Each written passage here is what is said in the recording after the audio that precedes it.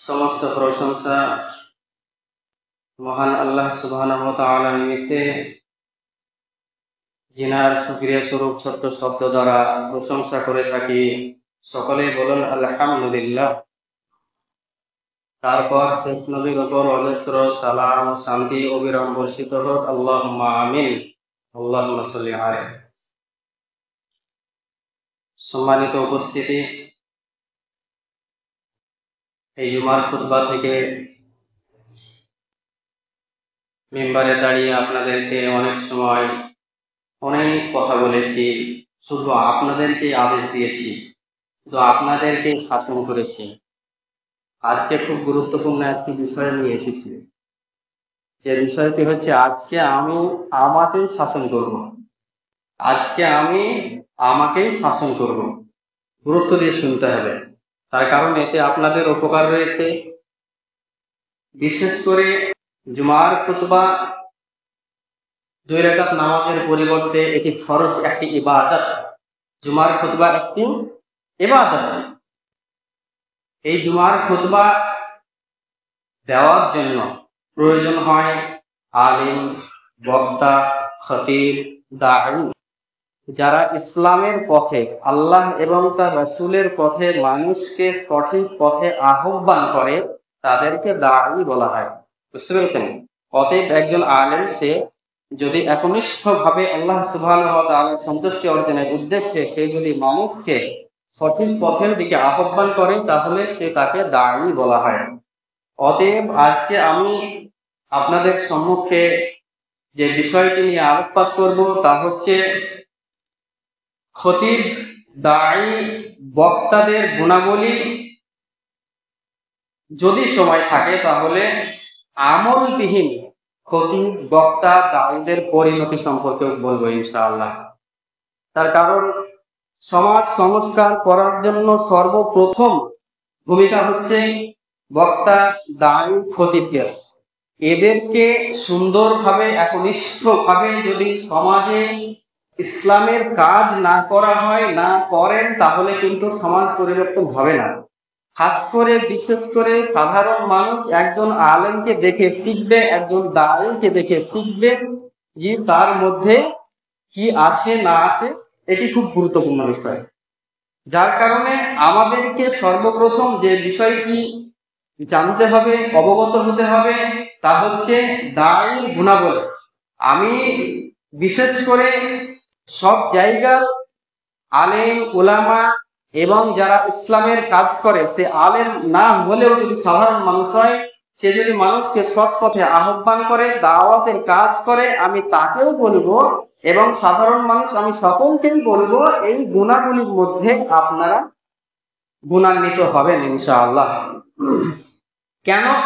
আল্লাহ সুবহানাহু ওয়া তাআলা তিনি বলেন সূরা আহজাব আয়াত নাম্বার 21, লাকাদ কানা লাকুম ফি রাসূলিল্লাহি উসওয়াতুন হাসানাহ, যে তোমাদের জন্য রাসূলুল্লাহ সাল্লাল্লাহু আলাইহি ওয়াসাল্লামের মধ্যে রয়েছে উত্তম আদর্শ, উত্তম নমুনা। আল্লাহ রাসূল সাল্লাল্লাহু আলাইহি ওয়াসাল্লাম আমাদের জন্য হচ্ছে চিত্র, তিনি আমাদের শিক্ষক, শ্রেষ্ঠ শিক্ষক। তিনি সমস্ত কিছু আমাদেরকে আল্লাহ রাব্বুল আলামিনের বাণী পৌঁছে দিয়েছেন এবং আদেশ নিষেধের মাধ্যমে ইসলামের সমস্ত কিছু শিক্ষা দিয়েছেন। আমরা সব সময় বলি এটা করতে হবে, ওইটা করতে হবে, সেটা করতে হবে, আদব কায়দা, রীতি নীতি, এটি যে সাধারণ মানুষের সামনে বলে। কিন্তু দাউদের জন্যও কিছু আদেশ নিষেধ এবং কিছু গুণাবলী, নীতি মালা আছে, যেগুলোকে মেনে দাউদের কাজ করলে পরে আল্লাহর তরফ থেকে আল্লাহ সুবহানাহু ওয়া তাআলার রহমত, অনুগ্রহ আসবে ইনশাআল্লাহ। এটি হাদিসের কথা। প্রথম নাম্বার, একজন দাঈ, একজন বক্তা এবং একজন খতিব কে যে গুণে গুণান্বিত হবে, প্রথম নাম্বার হচ্ছে দাওয়াতের ক্ষেত্রে নিয়তের বিশুদ্ধতা। নিয়তের বিশুদ্ধতা, নিয়তকে পরিষ্কার রাখতে হবে। যদি আমি মনে করি যে একদম সাজিয়ে গুছিয়ে সুন্দর করে একদম এমন করে বক্তব্য দিব যাতে মানুষ বের হতে না হতে আমার সমালোচনা শুরু করে দেয়, যে বিশাল বক্তব্য দিয়েছে, সুন্দর বক্তব্য দিয়েছে, জান ভরে গেছে, এমন মাওলানা পাওয়া যায়, এমন বক্তা পাওয়া যায়, এমন খতিব আছে। যদি আপনার আমার অন্তরে, যদি কোনো দাঈর অন্তরে এই ধরনের রিয়া অর্থাৎ নিয়াতের পরিবর্তন ঘটে যায় থাকে, তাহলে পরে তার জন্য খুব বিপজ্জনক শাস্তি রয়েছে। অতএব নিয়তের বিশুদ্ধতা খুব গুরুত্বপূর্ণ। একজন দায়ীর নিয়ত থাকবে যে আমি আল্লাহ সুবহানাহু ওয়া তাআলার সন্তুষ্টি অর্জনের উদ্দেশ্যে, একমাত্র সমাজ সংস্কারের জন্য আমি আল্লাহ সুবহানাহু ওয়া তাআলার বাণী তাদের কাছে পৌঁছে দিব। এই সঠিক শুদ্ধ নিয়ত একজন দায়ী অর্থাৎ একজন আলেম বক্তার মধ্যে থাকতে হবে, খতিবের মধ্যে থাকতে হবে। আল্লাহ রাব্বুল আলামিনের রাসূল সহিহুল বুখারীর প্রথম নাম্বার হাদিস, মিশকাতের প্রথম নাম্বার হাদিস, তিনি বলেন ইন্নামাল আ'মালু বিন্নিয়াহ ওয়া ইন্নামা লিকুল্লি ইমরিইন মা নাওয়া, যে প্রত্যেক কর্মের প্রতিদান নিয়ত অনুযায়ী, পরিকল্পনা, অন্তরের পরিকল্পনা অনুযায়ী প্রত্যেক কাজের প্রতিদান। মানুষ যা নিয়ত করবে, মানুষ যা অন্তর থেকে পরিকল্পনা করবে, সেই প্রতিফল সে পাবে। অতএব আমাদের নিয়তের বিশুদ্ধতা, দায়ী বক্তা খতিবের নিয়তের বিশুদ্ধতা এবং এটি প্রত্যেক মানুষের কর্মের বিশুদ্ধতা থাকা অবশ্যক, এটা দরকার। 2 নম্বর, আমি একটু সংক্ষেপে আলোচনা করব। জ্ঞান অর্জন করা। অবশ্যই একজন দায়ী বক্তা খতিব আলেম সে দীর্ঘদিন, দীর্ঘ সময়, কয়েক বছর ধরে পড়াশোনা করে এসেছেন। তারপরেও যে বিষয়বস্তু নিয়ে আলোচনা করবে সেই সম্পর্কে যথেষ্ট জ্ঞান তাকে অর্জন করতে হবে। জ্ঞান অর্জন না করে যদি দাওয়াতের কাজ করা হয়, খতিব যদি খুতবা দেন, দায়ী যদি দাওয়াতের ময়দানে ভাষণ দেন, বক্তা যদি বক্তব্যের মাঠে যদি জ্ঞানহীন বক্তব্য দেন, তাহলে পরে কিন্তু সেই সমাজ, সেই মজলিস এবং সেই দায়ীর মাহফিল কিন্তু বিপদগামী হওয়াটা সম্ভাবনা বেশি থাকবে। তার কারণ সময়ের দিকে লক্ষ্য রেখে জ্ঞানের দুর্বলতা থাকলে পরে আপনার লাগামহীন ঘোড়ার মতো বিক্ষিপ্ত বক্তব্য দিতে হবে। এখানে একটা মোড়, ওখানে একটা মোড়, ওখানে একটা মোড় করে বক্তব্য দিতে হবে। যখন এইভাবে দায়ী কোনো বক্তা, কোনো আলেম বা কোনো খতিব যদি বক্তব্য দেয়, তাহলে সম্মুখীন বসে থাকা জনগণের একটা মনে প্রভাব তৈরি হবে, তা হচ্ছে তাদের মনটাও বিচলিত হয়ে যাবে। কখনো বাড়ি, কখনো রাস্তা, কখনো ঘাট, কখনো চায়ের দোকান, কখনো মজলিস, বিক্ষিপ্ত অবস্থা তৈরি হয়ে যাবে। অতএব জ্ঞান অর্জন করা খুবই গুরুত্বপূর্ণ বিষয়। সূরা আলাম, সর্বপ্রথম আল্লাহ রাব্বুল আলামিন আমাদেরকে জ্ঞান অর্জন করার কথা, শিক্ষা অর্জন করার কথা, পড়ার আদেশ দিয়েছেন। ইকরা বিসমি রাব্বিকাল লাযী খালাক, পড়ো তোমার প্রভুর নামে যিনি সৃষ্টি করেছেন। এই আয়াতের অনেক তাফসীর ব্যাখ্যা করা যায়, কিন্তু আমি অর্থই বলছি। সহিহুল বুখারীর ইমাম বুখারী সহিহুল বুখারীর প্রথম খণ্ডে 16 নম্বর পৃষ্ঠাতে তিনি একটি অধ্যায় লিখেছেন। সেই অধ্যায়টা খুব গুরুত্বপূর্ণ অধ্যায়, শোনেন। আল ইলমু কাবলাল কাওলি ওয়াল আমালি, যে জ্ঞান অর্জন করা, কথা বলা এবং আমল করার পূর্বে জ্ঞান অর্জন করতে হবে। কথা বলা এবং আমল করার পূর্বে যদি জ্ঞান অর্জন না করেন, তাহলে আপনার কথা বলার পদ্ধতি ভঙ্গিমা কিন্তু বিক্ষিপ্ত হবে। আর যদি আপনি আমল করা, কোন সৎ কর্ম করার আগে যদি আপনি জ্ঞান অর্জন না করেন, তাহলে পরে আপনার সেই আমল কর্মে কিন্তু মনোযোগী হতে পারবেন না। আপনি বিক্ষিপ্ত ভাবেই করবেন, চঞ্চল ভাবে আপনি সেই আমল করবেন। অতএব কথা বলার আগে এবং আমল করার আগে আপনাকে জ্ঞান অর্জন করতে হবে। এটি এত সুন্দর অধ্যায়, মাশাআল্লাহ। সূরা মুহাম্মদ আয়াত নাম্বার 19, আল্লাহ রাব্বুল আলামিন বলেন, ফাআলাম আন্নাহু লা ইলাহা ইল্লাল্লাহ ওয়াস্তাগফির লিযামবিক ওয়া লিল মুমিনিনা ওয়াল মুমিনাত। আল্লাহ রাব্বুল আলামিন বলছেন, অতঃপর জ্ঞান অর্জন করো যে আল্লাহ রাব্বুল আলামিন ব্যতীত সত্য কোনো ইলাহ বা মাবুদ নাই। ওয়াস্তাগফির লিযামবিক, এবং তোমার গুনাহের জন্য তুমি আল্লাহ রাব্বুল আলামিনের নিকটে ইস্তিগফার করো, তওবা করো, ক্ষমা প্রার্থনা করো, এবং মুমিন নর নারীর জন্য ক্ষমা প্রার্থনা করো। একজন দায়ীর দায়িত্ব, কর্তব্য হচ্ছে নিজের জন্য, নিজের ভুল ত্রুটির জন্য, পাপাচারের জন্য ক্ষমা চাওয়া এবং তার সঙ্গে মুসলিম মুমিন মুমিনাত নর নারীর জন্য ক্ষমা প্রার্থনা করা। অতএব সমাজের মানুষের জন্য, সারা বিশ্বের মুসলিমের জন্য ক্ষমা প্রার্থনা করা একজন দায়ীর কর্তব্য। 3 নম্বর হচ্ছে দাওয়াত অনুযায়ী নিজে আমল করা। এইখান থেকে যে ভাষণ, যে দাওয়াত আপনাদেরকে দিব, সেই দাওয়াত অনুযায়ী যদি আমি আমল না করি, তাহলে তার ভয়াবহ পরিণতি রয়েছে। দাওয়াত অনুযায়ী আমল করা এবং নিজের আমলের মধ্যে ইখলাস থাকা, একত্ববাদ তাওহীদ প্রতিষ্ঠিত থাকতে হবে, তাওহীদের প্রতি প্রতিষ্ঠিত থাকতে হবে, ইখলাস থাকতে হবে। এবং যে দাওয়াত দিব, অর্থাৎ আমি অথবা কোনো বক্তা অথবা কোনো খতিব বা কোনো সাধারণ মানুষ যদি কাউকে দাওয়াত দেয়, তাহলে পরে সেই অনুযায়ী তাকে আমল করতে হবে, না হচ্ছে খুব ভয়াবহ শাস্তি রয়েছে। সূরা সাফফাত আয়াত নম্বর 2-3 আল্লাহ রাব্বুল আলামিন বলেন, ইয়া আইয়ুহাল্লাযীনা আমানু লিমা তাকুলুনা মা লা তাফআলুন। আল্লাহ রাব্বুল আলামিন বলেন যে হে ঈমানদার বান্দাগণ, তোমরা কেন তা বলো যা তোমরা নিজে করো না। তোমরা কেন তা বলো যা তোমরা নিজে করো না। কাবুরা মাকতান ইনদাল্লাহি আন তাকুলু মা লা তাফআলুন। আল্লাহ রাব্বুল আলামিন তিনি বলছেন, তোমরা যা করো না তা বলা আল্লাহ রাব্বুল আলামিনের নিকটে বড় গুনাহ। বুঝলেন কথাটা? যে দায়ী বক্তা আপনাদেরকে দাওয়াত দিবে, সাধারণ মানুষকে দাওয়াত দিবে, সে যদি নিজে সেই আমল না করে, তাহলে আল্লাহ রাব্বুল আলামিন বলছেন যে তুমি যে দাওয়াত দিচ্ছ, ভাষণ দিচ্ছ, যে আহ্বান তুমি মানুষকে করছো, তুমি নিজে আমল করো না, তা কেন বলছো? আর তা বলা হচ্ছে, তুমি যদি আমল না করো তাহলে তা বলা হচ্ছে বড় গুনাহ। আল্লাহ রাব্বুল আলামিনের খুব অবতীর্ণ হয়, তিনি রাগান্বিত হন। সুবহানাল্লাহ। অতএব একজন দায়ীর বিশেষ কর্তব্য যে সে যা দাওয়াত দিবে তাকে অন্ততপক্ষে আমল করতে হবে, সেই কর্মী তাকে হতে হবে, তারপরে দাওয়াত দিতে হবে। সূরা বাকারা আয়াত নম্বর 44 আল্লাহ রাব্বুল আলামিন বলেন, আতা'মুরুনান নাসা বিল বিররি ওয়া তানসাউনা আনফুসাকুম ওয়া আনতুম তাতলুনাল কিতাবা আফালা তা'কিলুন। তোমরা কি মানুষকে সৎ কাজের আদেশ দাও? আল্লাহ রাব্বুল আলামিন বলছেন, তোমরা কি মানুষকে সৎ কাজের আদেশ দাও? ওয়া তানসাউনা আনফুসাকুম, এবং তোমরা নিজেরাই তা ভুলে যাও। অর্থাৎ তোমরা নিজেরাই তা আমল করো না, নিজেরাই তা বাস্তবায়ন করো না। ওয়া আনতুম তাতলুনাল কিতাব, অথচ তোমরা কোরআন অধ্যয়ন করো, অথচ তোমরা কিতাব অধ্যয়ন করো। আফালা তা'কিলুন, তারপরেও কি তোমরা বুঝবে না? কোরআন অর্থাৎ অন্যান্য ধর্মগ্রন্থ সেই সময়ে যারা তেলাওয়াত করতো, অধ্যয়ন করতো, পড়তো, তারা মানুষকে সৎ পথের আহ্বান করতো, তারা পড়তো, যেমন ইহুদি নাসারা, তারা নিজেরা আমল করতো না, তাদের দায়ী বক্তারা খতিবরা নিজে আমল করতো না। বুঝতে পেরেছেন? আল্লাহ রাব্বুল আলামিন এখানে সতর্ক করেছেন, ভর্ৎসনা দিয়েছেন যে তুমি বলবে কেন, বলছো কেন যে যা তুমি নিজে করবে না, অথচ তুমি কোরআন অধ্যয়ন করো, তুমি একজন আলেম, তুমি একজন বক্তা, তুমি একজন খতিব, যা তুমি আদেশ করো মানুষকে সেটা তুমি নিজে পালন করো না। ভর্ৎসনা দিয়ে বলা হচ্ছে, এই কথাটা ঘৃণার সঙ্গে বলা হচ্ছে, ভর্ৎসনা দিয়ে বলা হচ্ছে।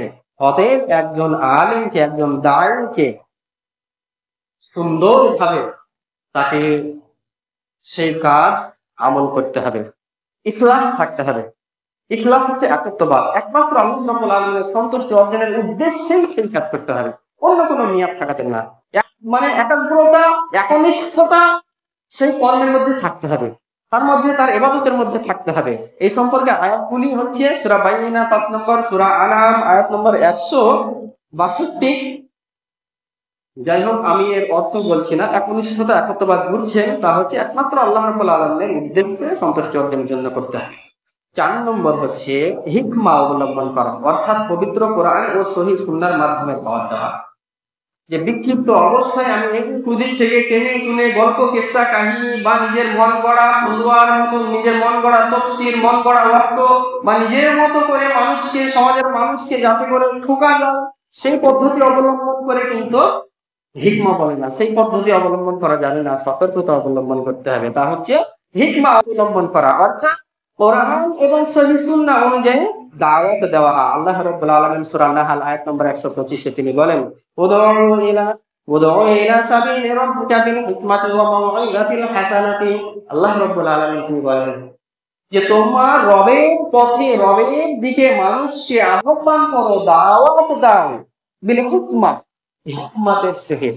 এখানে হিকমা অর্থাৎ কোরআন এবং সহিহ সুন্নাহ, কোরআন এবং সহিহ হাদিস, কোরআন এবং সহিহ সুন্নাহ অনুযায়ী সেই কোরআন এবং সহিহ সুন্নাহকে, কোরআন এবং হাদিসকে ভালোভাবে অধ্যয়ন করে আপনাকে আল্লাহর পথে মানুষকে আহ্বান করতে হবে, দাওয়াত দিতে হবে, ওয়ামাউইযাতিল হাসানাতি, এবং উত্তম উপদেশ দিতে হবে। সে উত্তম উপদেশ হতে পারে সুন্দর, মাধুর্য, নম্র, শালীন ভাষা, এবং সুন্দরভাবে যেই ভাষা, যেই কথা, যেই পদ্ধতি, যেই কৌশল অবলম্বন করলে মানুষ ওয়াজের মাধ্যমে, নসিহতের মাধ্যমে উপকৃত হবে, সেই পদ্ধতি আপনাকে অবলম্বন করতে হবে। অর্থাৎ বক্তা, খতিব, দায়ীকে সেই পদ্ধতি অবলম্বন করতে হবে। এ সম্পর্কে মিশকাতের একটি হাদিস 186 নম্বর, আল্লাহ রাসূল সাল্লাল্লাহু আলাইহি ওয়াসাল্লাম বলেন, তারাকতু ফিকুম আমরাইন লান তাজিল্লু মা তামাসসাকতুম বিহিমা কিতাবাল্লাহি ওয়া সুন্নাতা রাসূলিহি। আল্লাহ রাসূল বলেন, আমি তোমাদের মাঝে দুটি জিনিস ছেড়ে গেলাম, যতক্ষণ তোমরা এই দুইটি জিনিস আঁকড়ে ধরে থাকবে ততক্ষণ তোমরা পথভ্রষ্ট হবে না। আর সেই দুইটি জিনিস হলো কিতাব আল্লাহ, আল্লাহর কিতাব অর্থাৎ কোরআন, এবং হাদিস, আল্লাহ রাসূল সাল্লাল্লাহু আলাইহি ওয়াসাল্লামের হাদিস। বুঝতে পেরেছেন? অতএব যদি কোনো দায়ী, আলেম, বক্তা, খতিবের মধ্যে যদি কোরআন এবং হাদিস এই দুইটি জিনিস যদি তারা সঠিকভাবে আঁকড়ে না ধরে, তাহলে সাধারণ মানুষের কাছে কি ফলপ্রসূ হবে বলেন আপনি? বুঝতে পেরেছেন? অতএব খুব গুরুত্বপূর্ণ বিষয়, তা হচ্ছে যে আমাদেরকে সুন্দরভাবে আমল করতে হবে, এবং আমাদেরকে সুন্দরভাবে কি করতে হবে? অধ্যয়ন করতে হবে কোরআন এবং হাদিস। কোরআন এবং হাদিস অধ্যয়নবিহীন আমরা কিন্তু নসিহত করলে পরে তার ফল ভালো হবে না। আল্লাহ রাব্বুল আলামিন তিনি বলেন সূরা নাজম 2, মানে প্রথম থেকেও পড়া যায়, মানে 2-3, তা হচ্ছে আল্লাহ রাব্বুল আলামিন বলেন ওয়ান নাজমি ইজা হাওয়া, তিনি পছন্দ করছেন নক্ষত্রের যখন তা অস্ত যায়। ওমা দাল্লা সাহিবুকুম ওমা গাওয়া, তোমাদের সঙ্গী পথভ্রষ্ট হয়নি, তিনি বিপদগামী হননি। অর্থাৎ সঙ্গী বলতে এখানে আল্লাহ রাসূল সাল্লাল্লাহু আলাইহি ওয়াসাল্লামকে সম্বোধন করা হচ্ছে। তোমাদের সঙ্গী পথভ্রষ্ট হয়নি, বিপদগামী হয়নি। কেন পথভ্রষ্ট হয়নি, কেন বিপদগামী হয়নি জানো? তা হচ্ছে ওমা ইয়ানতিকু আনিল হাওয়া, আর সে কখনো মন গড়া কথা বলে না। অর্থাৎ আল্লাহ রাসূল সাল্লাল্লাহু আলাইহি ওয়াসাল্লাম তিনি নিজে থেকে মনে গড়া কথা কখনো তিনি বলেন না। ইন হুয়া ইল্লা ওয়াহয়ু ইউহা, তা তো কেবল ওহী, যা তার উপর অবতীর্ণ করা হয় তাই তিনি বলেন। আল্লাহ রাসূল সাল্লাল্লাহু আলাইহি ওয়াসাল্লাম যদি মন গড়া কথা বলতেন, তিনি যদি নিজের প্রবৃত্তির অনুসরণের কথা বলতেন, নিজের মন থেকে যদি ইসলামের সমাধান মানুষকে দিতেন, তাহলে পরে আজকে ইসলাম বিশ্ব জয় করতো না। আল্লাহ রাব্বুল আলামিন গ্যারান্টি দিচ্ছেন যে তোমাদের সাথী বিপদগামী নয়। একজন দায়ী, একজন খতিব যদি কোরআন এবং সুন্নাহ বিহীন তার বক্তব্য, তার দাওয়াতি কাজকে যদি চালায়, তাহলে পরে সে বিপদগামী এবং সমাজকে বিপদগামী করবে, এটাই স্বাভাবিক, এবং সমাজকে বিপদগামী করবে। অর্থাৎ কোরআন এবং সহিহ সুন্নাহ অনুযায়ী এবং ওহির মারফতেই আপনাকে দাওয়াত দিতে হবে, তবেই সেই দাওয়াত ফলপ্রসূ হবে, অর্থাৎ উপকারে আসবে। 5 নম্বর হচ্ছে হক প্রকাশ করা এবং বাতিলের সাথে আপোষ না করা। একজন দায়ীর মধ্যে এই গুণটি থাকতে হবে, না হলে পরে সমাজ সংস্কার হবে না, এবং সমাজের মানুষ একটি দলিল পাবে যে আলেমই তো করছে, আলেমই তো চালাচ্ছে, তাহলে আমাদের কেন চলবে না, আমরা কেন করতে পারি? বুঝতে পেরেছেন?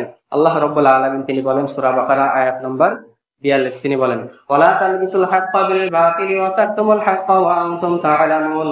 আল্লাহ রাব্বুল আলামিন তিনি বলেন যে তোমরা সত্যকে মিথ্যার সঙ্গে সংমিশ্রিত করো না, মানে সত্য প্রকাশিত হওয়ার পরে তোমরা তা গোপন করিও না। অতএব কোন আলেমের কাছে কোন ফতোয়া, কোন ধরনের মানে যদি বিধি নিষেধ কেউ জানতে আসে সাধারণ মানুষ, আর যদি সে পার্থিব জগতের কিছু উপভোগের লোভে যদি কোরআন এবং সহিহ সুন্নাহর বিধানকে যদি উল্টে পাল্টা ফতোয়া দেয় এবং কাজ চলে যাবে মনে করে ফতোয়া দেয়, নিজের পার্থিব জগৎকে প্রাধান্য দিয়ে যদি ফতোয়া দেয়, যদি সত্যকে মিথ্যায় পরিণত করে অথবা সত্যকে যদি মিথ্যা দিয়ে গোপন করে, তাহলে পরে তার জন্য ভয় আবহ শাস্তি রয়েছে। আল্লাহ রাব্বুল আলামিন কঠোরভাবে নিষেধ করেছেন তোমরা সত্যকে গোপন করো না, সত্যকে মিথ্যার সঙ্গে সংমিশ্রিত তোমরা করে দিও না। আল্লাহ রাব্বুল আলামিন সূরা বাকারার 174 নম্বর আয়াতে তিনি খুব সুন্দরভাবে কথাটি বলেছেন, ইন্নাল্লাযীনা ইয়াকতুমুনা মা আনজালাল্লাহু মিনাল কিতাবি ওয়া ইয়াশতারুনা বিহি তামানান কালীলা আল্লাহ রাব্বুল আলামিন তিনি বলেন, নিশ্চয় যারা আল্লাহর কিতাবে যা অবতীর্ণ হয়েছে তারা গোপন করে। যারা আল্লাহ রাব্বুল আলামিনের কিতাবে যা অবতীর্ণ হয়েছে তা যদি তারা গোপন করে, তাহলে পরে পার্থিব জগতের কিছু বিনিময়ে অর্থের বিনিময়ে হতে পারে, সম্পদের বিনিময়ে হতে পারে, এই সমস্ত কিছুর বিনিময়ে যদি আল্লাহ রাব্বুল আলামিনের নাযিলকৃত বিধানকে যদি তারা গোপন করে, তাহলে পরে তারা কি করবে? উলাইকা মা ইয়াকুলুনা ফি বুতুনিহিম ইল্লান নার, তারা তাদের পেটের মধ্যে জাহান্নামের আগুন ভক্ষণ করে। সুবহানাল্লাহ, কত ভয়াবহ বিষয়! যদি আপনি সত্যকে জানার পরে যদি আপনি গোপন করে নিয়ে পার্থিব জগতের কিছু সম্পদ বা পার্থিব জগতের কিছু মোহ, আপনি সম্মান হতে পারে, অন্যান্য পার্থিব জগতের যাবতীয় কিছু যদি আপনি এক টুকরো ভরে নেন পকেটে, তাহলে পরে আপনি জাহান্নামের আগুন করলেন নিজের পেট। এটা একজন দায়ী, একজন আলেম, একজন খতিব, একজন বক্তার ক্ষেত্রে বলছি, আপনার ক্ষেত্রে বলছি, যদি আপনি সত্য জানার পরে যদি আপনি মিথ্যাকে গোপন করে পার্থিব জগতের যদি সামথিং কিছু আপনি উপার্জন করেন নেন, তাহলে পরে আপনি জাহান্নামের আগুন ভক্ষণ করলেন। 6 নম্বর হচ্ছে নম্রতার সাথে বিনয়ী ভাবে কথা বলা। নম্রতা ও বিনয় অবলম্বন করা এটি খুব গুরুত্বপূর্ণ বিষয়। ফেরাউনের নাম শুনেছেন? ফেরাউনকে কেউ চিনে না, তার কেউ নাম শুনেনি, মানে তাকে দেখেনি, কিন্তু অথচ মানুষ খুব ভালো করে চিনে মুসলমানরা। হ্যাঁ, সেই ফেরাউন যে রাজা বাদশাহ, যার হাতের ইশারাতে সবকিছু চলতে হতো, সেই ফেরাউনের কাছে মুসা আলী ইসলামকে এবং হারুন আলী ইসলামকে, দুই ভাইকে আল্লাহ রাব্বুল আলামিন আদেশ দিয়েছে, যাও ফেরাউনের কাছে। বাস্তবে কি তার কাছে যাব, কেমন করে কথা বলবো? হতে পারে কি সে বাদশাহ, হতে পারে সে হতে পারে আমিও তো একজন নবী বলে তাকে একদম মানে ডেকে শেখে কথা বলে দেবো, সে তো ভুল পথে আছে, সে তো সীমা লঙ্ঘন করেছে, তাকে নিজের মতো করে কথা বলে সাইড করবো না। আল্লাহ রাব্বুল আলামিন আদেশ করছেন, ইযহাবা ইলা ফিরআউনা ইন্নাহু তাগা ফাকুলা লাহু কওলান লাইয়িনান লাআল্লাহু ইয়াতাযাক্কারু আও ইয়াখশা। আল্লাহ রাব্বুল আলামিন হারুন এবং মুসা আলাইহিস সালাম দুই ভাইকে নির্দেশ দিলেন যে তোমরা যাও ফেরাউনের কাছে, সে সীমা লঙ্ঘন করেছে। যাওয়ার পরে তোমরা দুই ভাই তাকে উপদেশ দাও, আদেশ দাও, কাওলান লাইয়িনান, নম্র ভাষায়, নরম ভাষায় তাকে তোমরা, কোমল ভাষায় তাকে আদেশ দাও, সৎ কাজের আদেশ দাও, কর্কশ ভাষায় নয়। কি বললেন? নম্র ভাষায়। আরে অতে কর্কশ ভাষায় কথা বললে গুনাহ হতো নাকি? যে জালেম ছিল তার বিরুদ্ধে তো অনেকেই বলেছে, বলতে ভয়ে বলেনি, কিন্তু তবুও একজন নবী কেউ সংশোধন করে বলছেন যে তুমি তার কাছে যাও, ফেরাউনের কাছে গিয়ে কওলান লাইয়িনান, নরম ভাবে কথা বলো। যদি তুমি নম্র ভদ্র মানে শালীন ভাবে যদি তুমি তার সঙ্গে ব্যবহার করো, কথা বলো, হতে পারে সে লাআল্লাহু ইয়াতাযাক্কারু আও ইয়াখশা, হতে পারে সে তোমার উপদেশ গ্রহণ করবে, নচেত ভয় করবে। সে সেই সময় যদি তোমার উপদেশ গ্রহণ নাও করে, পরে সে কিন্তু ভাবনা চিন্তা করে তার মধ্যে আল্লাহর ভয় জেগে উঠবে। এটাই হচ্ছে সুন্দর একটি পদ্ধতি, তা হচ্ছে নম্র ভদ্র শালীন ভাষার মাধ্যমে মানুষকে আল্লাহর পথে আহ্বান করা। এখানে মিশকাত শরীফের 1407 নম্বর একটা হাদিস আছে। আল্লাহ রাসূল সাল্লাল্লাহু আলাইহি ওয়াসাল্লাম তিনি যখন বক্তব্য দিতেন, তিনার দুই চোখ লাল হয়ে যেত, কণ্ঠস্বর উঁচু হতো, যেন তিনি এমন ভাবে বক্তব্য দিচ্ছেন, তিনি যেন সেনাবাহিনীর ভয় দেখাচ্ছেন, তাদের প্রতি আক্রমণ হওয়ার সম্মুখীন হতে যাচ্ছে, এরকম তিনি ভয় দেখাতেন। অবশ্যই আল্লাহ রাসূল সাল্লাল্লাহু আলাইহি ওয়াসাল্লাম তিনি যখন বিরোধিতা মানে যারা সীমা লঙ্ঘন করতো তাদের বিরুদ্ধে যখন কথা বলতেন, তাদেরকে যখন ইসলামের আদেশ দিতেন, তখন আল্লাহ রাসূল সাল্লাল্লাহু আলাইহি ওয়াসাল্লাম অন্যায় যখন প্রতিবাদ করতেন, তখন আল্লাহ রাসূল সাল্লাল্লাহু আলাইহি ওয়াসাল্লামের চক্ষুদ্বয় লাল হয়ে যেত, তিনার কণ্ঠস্বর উঁচু হতো। কতটা উঁচু হতো? কতটা উঁচু হতো? এই আয়াতটাও তো আল্লাহ রাসূল সাল্লাল্লাহু আলাইহি ওয়াসাল্লামের উপরে অবতীর্ণ হয়েছে, আর তা হচ্ছে সূরা আল ইমরান 159 নম্বর আয়াত, ওয়াকসিদ ফি মাসইকা, যে তুমি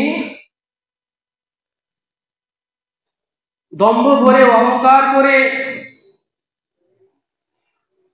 চলবে না, তুমি মধ্যম পন্থা অবলম্বন করো। ওয়াকসিদ ফি মাসইকা, যে তুমি চলার ক্ষেত্রে মধ্যম পন্থা অবলম্বন করো।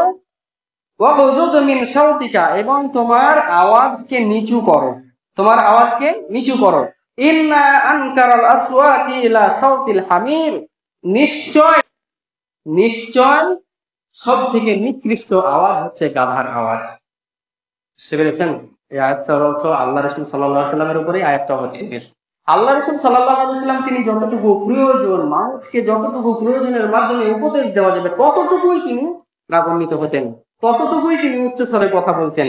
এত উচ্চ স্বরে বলতেন না যে মাইক ভেঙে যাবে মনে হতো, মানুষ বিরক্ত হয়ে যেত, মানুষকে সেই শব্দ ভাষা কর্কশ লাগতো, এতটা বলতেন না। আল্লাহ রাসূল সাল্লাল্লাহু আলাইহি সাল্লামের এই আয়াত আল্লাহ রাসূলের উপরেও অবতীর্ণ হয়েছে। তিনি এর প্রতিও আমল করেছেন, তা হচ্ছে তিনি মধ্যম পন্থা অবলম্বন করতেন এবং যেখানে বলার সেই জায়গায় তিনি উচ্চস্বরে কথা বলতেন। এমন নয় যে শুরু থেকে শেষ পর্যন্ত, এমনকি কোরআনের আয়াত পর্যন্ত তিনি উচ্চস্বরে পড়তেন, এমনটা নয়। বুঝতে পেরেছেন? অতএব আমাদেরকে ওয়াজ নসিহতের ক্ষেত্রে এটা ভালোভাবে মনে রাখতে হবে যে নম্র ভদ্রতা আমাদেরকে ভালো করে মনে রাখতে হবে। এটা খুব গুরুত্বপূর্ণ বিষয়। তার কারণ যদি আমাদের মধ্যে নম্রতা ভদ্রতা যদি না থাকে, তাহলে পরে কি হবে? আমাদের কাছ থেকে মানুষ দূরে সরে যাবে। এটাই আল্লাহ রাসূল সাল্লাল্লাহু আলাইহি ওয়াসাল্লামকে বলা হয়েছে, ফাবিমা রাহমাতিন মিনাল্লাহি লিনতা লাহুম, আল্লাহর অনুগ্রহে তুমি কোমল হৃদয়ের হয়েছো। আল্লাহর অনুগ্রহে তুমি কোমল নরম হৃদয়ে তোমাকে করা হয়েছে, তুমি হয়েছো। ওয়ালাউ কুনতা ফাজ্জান গালিযাল কলবি, যদি তুমি কঠোর হৃদয়ের, রূঢ় হৃদয়ের, পাষাণ হৃদয়ের যদি তুমি হতে, লানফাদ্দু মিন হাওলিক, তাহলে তোমার কাছ থেকে সাধারণ মানুষ সরে যেত, তোমার আশপাশ থেকে মানুষ সরে যেত। তুমি কঠোর হৃদয়ের হয়েছো আল্লাহ রাব্বুল আলামিনের অনুগ্রহে। যদি তুমি কঠোর হৃদয়ের, পাষাণ হৃদয়ের হতে, তাহলে পরে তোমার কাছ থেকে আশপাশ থেকে মানুষ সরে যেত। দাওয়াতের ক্ষেত্রে খুব গুরুত্বপূর্ণ বিষয় এটি, যে আপনাকে আমাকে দাওয়াত দিতে গেলে পরে অন্তত পক্ষে ভাষা এবং আপনার আমার চলার পদ্ধতি, নম্রতা ভদ্রতা শালীনতা বজায় রাখতেই হবে। তবেই আমরা সাধারণ মানুষকে পাবো, তবেই সাধারণ মানুষ আকৃষ্ট হবে। আর যদি আপনার মধ্যে ভাষার মধ্যে নম্র ভদ্রতা না থাকে, কঠোরতা থাকে, বিশ্বাস করেন মানুষ বেশি দূরে সরে যাবে। কি আর ওদের শুনতে ভালো লাগে না বলে, তাই না? কিন্তু আপনাকে এই পদ্ধতি অবলম্বন করতে হবে, আমাকে এই একজন দায়ীকে এই পদ্ধতি অবলম্বন করতে হবে। যদি আমরা নম্রতা ভদ্রতা অবলম্বন করি, তাহলে পরে আল্লাহ রাব্বুল আলামিনের অনুগ্রহ আসবে। একটি হাদিস মিশকাত শরীফের 5068 নম্বর আয়েশা রাদিয়াল্লাহু তাআলা আনহা হতে বর্ণিত, আল্লাহ রাসূল সাল্লাল্লাহু আলাইহি সাল্লাম বলেন, ইন্নাল্লাহা তাআলা রাফিকুন, নিশ্চয় আল্লাহ রাব্বুল আলামিন তিনি নম্র ভদ্রতার অধিকারী। ইউহিব্বু রিফকা, তিনি নম্র ভদ্রতাকে পছন্দ করেন। কে? আল্লাহ রাব্বুল আলামিন। ওয়া ইউতি আলা রিফকি মা লা ইউতি আলাল উনফি, আল্লাহ রাব্বুল আলামিন নম্র ভদ্রতার প্রতি যতটা অনুগ্রহ করেন, কঠোরতার প্রতি তিনি অত অনুগ্রহ করেন না। বুঝতে পেরেছেন? অন্য হাদিসে বলা হয়েছে, মাইয়ুহরামু ইহরামুর রিফকা ইহরামুল খায়র, যে মানে নম্র ভদ্রতা থেকে বঞ্চিত, যে নম্র ভদ্রতা যার মধ্যে নাই, সে সমস্ত কল্যাণ থেকে বঞ্চিত। অতএব তার মধ্যে কোনো কল্যাণ নাই। অতএব এটি খুবই গুরুত্বপূর্ণ বিষয়। আরো কিছু আলোচনা করার ছিল, সময় যেন লাফাতে লাফাতে শেষ হয়ে গেছে, আমি বুঝতে পারিনি। তার মধ্যে থেকে ইশারা ইঙ্গিত দিয়ে বলছি, সেটা হচ্ছে আমাদেরকে মনে রাখতে হবে দিনের ব্যাপারে কোনো জবরদস্তি করা যাবে না। দিনের ব্যাপারে জবরদস্তি করতে আল্লাহ রাব্বুল আলামিন স্বয়ং নিষেধ করেছেন। সূরা বাকারা 256 নম্বর আয়াত, সূরা গাসিয়া 21, 22, সূরা আলা 9 এবং সূরা জারিয়া 55। অতএব দিনের ব্যাপারে আমাদেরকে বাড়াবাড়ি করা যাবে না এবং আমাদেরকে দায়ীদেরকে, বক্তা খতিবদেরকে যখন তারা ভাষণ দিবে, অন্তত পক্ষে কোনো বক্তার কিছু শুনে, তার রেফারেন্স নাই, তার দলিল নাই, শুনে সেই বক্তব্য দেওয়া যাবে না। শুনতে আকৃষ্ট লাগছে, ভালো লাগছে, বললে মানুষ ভালো মনে করবে, ভালো বলবে, এভাবে বলা যাবে না। তার কারণ একজন মানুষের জন্য মিথ্যা বলা যথেষ্ট। মানে মিশকাতের হাদিস বলছি 156 নম্বর, একজন মানুষের জন্য মিথ্যা বলা অতটুকুই যথেষ্ট যতটুকু সে অন্যের কাছে শ্রবণ করলো, যাচাই বাছাই না করে বলে দিল। বুঝতে পেরেছেন? অতএব একজন দায়ী খতিবের মিথ্যাবাদী হওয়ার জন্য এটাই যথেষ্ট যে কারো কাছে সে শুনলো, সে সত্য মিথ্যা রেফারেন্স যাচাই না করে সে বক্তব্য দিয়ে দিল, ভাষণ দিয়ে দিল। অতএব সতর্কতা অবলম্বন করতে হবে।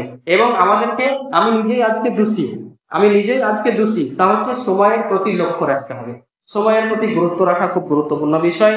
আল্লাহ রাসূল সাল্লাল্লাহু আলাইহি ওয়াসাল্লাম সহিহ বুখারীর 68 নম্বর হাদিসে তিনি বলেছেন, জি, আল্লাহ মানে সাহাবী বর্ণনা করছেন আল্লাহ রাসূল সাল্লাল্লাহু আলাইহি ওয়াসাল্লাম তিনি নির্দিষ্ট দিনে মানুষকে উপদেশ দিতেন এবং মানুষের পরিস্থিতির উপর তিনি লক্ষ্য করতেন যাতে করে তারা বিরক্ত না হয়ে যায়। বুঝতে পেরেছেন? অতএব আমাদের এই বিষয়গুলি লক্ষ্য রাখা দরকার। বারাকাল্লাহু লানা ওয়া লাকুম ফিল কুরআনি আযীম।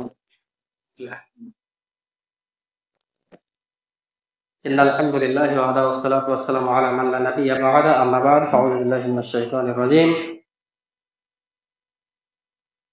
ওয়া মা আতাকুমুর রাসূলু ফাখুযুহু ওয়া মা নাহাকুম আনহু ফান্তাহু। দ্বিতীয় খুতবায়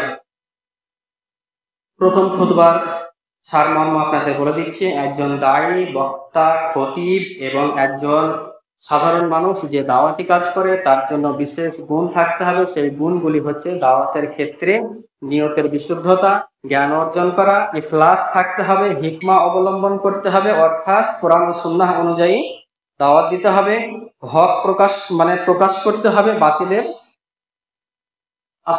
সঙ্গে আপোষ করা যাবে না, এবং নম্র ভদ্রতার সঙ্গে কথা বলতে হবে, এবং দিনের ব্যাপারে জবরদস্তি করে কথা বলা যাবে না, যতটুকু আছে ততটুকুই বলতে হবে, বাড়তিও করা যাবে না, এবং সময়ের প্রতি লক্ষ্য রাখতে হবে। একজন দায়ী, একজন খতিব, একজন বক্তা, যেমন আমি যদি এই বক্তব্য যাই আপনাদেরকে দিই, এই মোতাবেক যদি আমল না করি তাহলে আমার জিহবা, একজন দায়ী বক্তার জিহবা মানে লোহার আগুনের কাঁইচি দিয়ে জিহবা কাটা হবে কিয়ামত দিন। সর্বপ্রথম আল্লাহ রাব্বুল আলামিন যেদিন হিসাব দিবেন এই আলেমদের, সেই দিন আমাদেরকে জাহান্নামে যেতে হবে। বুঝতে পেরেছেন?